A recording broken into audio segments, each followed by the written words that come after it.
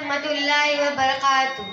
अल्हम्दुलिल्लाहि रब्बिल आलमीन वल आक़िबतु लिल मुत्तक़ीन वस्सलातु वस्सलामु अला सय्यिदिल अंबियाइ वल मुरसलीन व अला आलिहि व सहाबिहि अजमईन मन तबिअहुम बि ihसान इला यौमिद्दीन।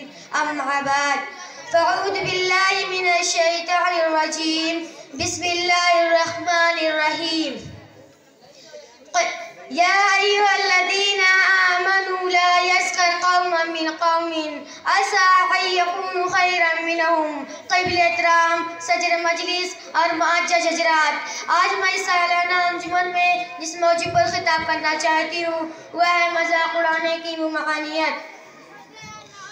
अभी अभी आपके सामने जो आयत कलमा पढ़ी गई है इसका सीधा सा तर्जुमा यह है कि या अय्युहल्लज़ीना आमनू ला यस्खर कौमुम मिन कौमिन, ईमान वालों लोगों का मजाक न उड़ाए। असा अन यकूनु खैरन मिनहुम, मुमकिन है कि उनसे बेहतर हो।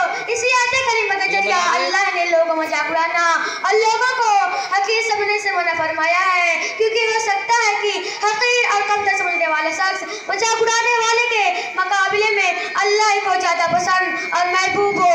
और एक शख्स दूसरे शख्स का मजाक उस वक्त उड़ाता है जब वो अपने को बेहतर और उसको अपने से कमतर और घटिया समझता है। हालांकि ईमान वालों के लिहाजे से कौन बेहतर है और कौन कमतर है इसका इल्म सिर्फ अल्लाह को है, इसलिए अपने को बेहतर और दूसरों को कमतर समझने का जवाब नहीं है। मेरे भाइयों, हदीस शरीफ में लोगों को हकीर समझने को गुरूर घमंड से ताबीर किया गया है, जैसे कि नबी सल्लल्लाहु अलैहि वसल्लम का इरशाद है अल-किब्रु बतरुल हक़ व गमतुन नासु, तकब्बुर बात को झुटलाना और लोगों को हकीर समझना है, लोगों को हकीर समझना है। लिहाजा हर किस्म की बातचीत कौल और फेल के जरिया किसी का मजाक उड़ाना जिसे किसी मुसलमान की तहक़ीर होती हो कतई हराम और ममनू है, और यह चीज मजाक उड़ाने वाले के तकब्बुर पर, तबक्कुर और घमंड पर दलालत करती है।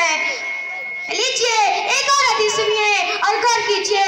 नबी करीम सल्लल्लाहु अलैहि वसल्लम फरमाते हैं कि किसी आदमी को बुरा होने के लिए यही काफी है कि अय्यक़िरा अख़ाहुल मुस्लिम, कि अपने मुसलमान भाई को हकीर समझे। इसी हदीस से मालूम होता है कि मजाक सिर्फ वही शख्स कर सकता है जिसकी जिंदगी बुरी अखलाक से भरी हो और अच्छे अखलाक से खाली हो। हज़रत इकरामी, हमारा आजिल दुश्मन इब्लीस, जिसका नाम अजाजिल था, उसकी सबसे बड़ी खराबी यह थी कि उसने अपने को बदतर और आदम अलैहिस्सलाम को कमतर समझा और गुमान किया कि मैं आग से पैदा हूँ और आदम मिट्टी से, फिर मिट्टी आग से बदतर और अफजल कैसे हो सकती है। उसने ये नहीं सोचा कि यह इकरामी, यह इज़्ज़त और इज्जत तो अल्लाह का फजल है, और जिसे चाहता है अता करता है।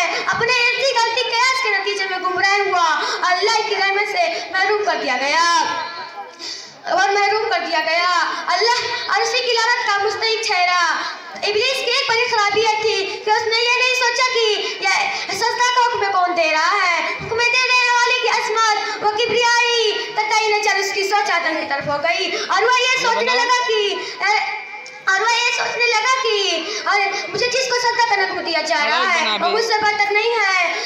हालांकि अल्लाह की बंदगी का तकाजा यही था कि अल्लाह जिसका हुक्म दे वाला क्यों वो जरा उसकी तामील करे। मेरे प्यारे साथियों, इंसान की मेराज तवाज़ु और इनक़िसारी है। इंसान जिस कदर तवाज़ु अख्तियार करता है अल्लाह ताला उसे उसी कदर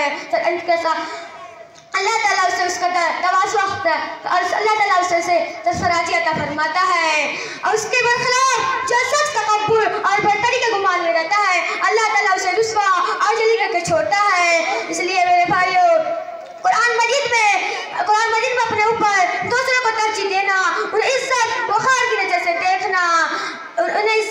नज़र से देखना सहाबा किराम रज़ियल्लाहु अन्हुम की खूब बताई गई है। वयुसिरूना अला अनफुसिहिम, जो अपनी जात पर औरों को तरजीह देते हैं। इसलिए मेरे भाइयों, कभी किसी को अपने से कमतर और घटिया नहीं समझना चाहिए। किसी का मजाक उड़ाने से मुकम्मल इज्तिनाब करना चाहिए। अल्लाह हमें इसकी तौफीक दे। आमीन सुम्मा आमीन व खुद दावाना अल्हम्दुलिल्लाहि रब्बिल आलमीन। अस्सलामु अलैकुम व रहमतुल्लाहि व बरकातुहू।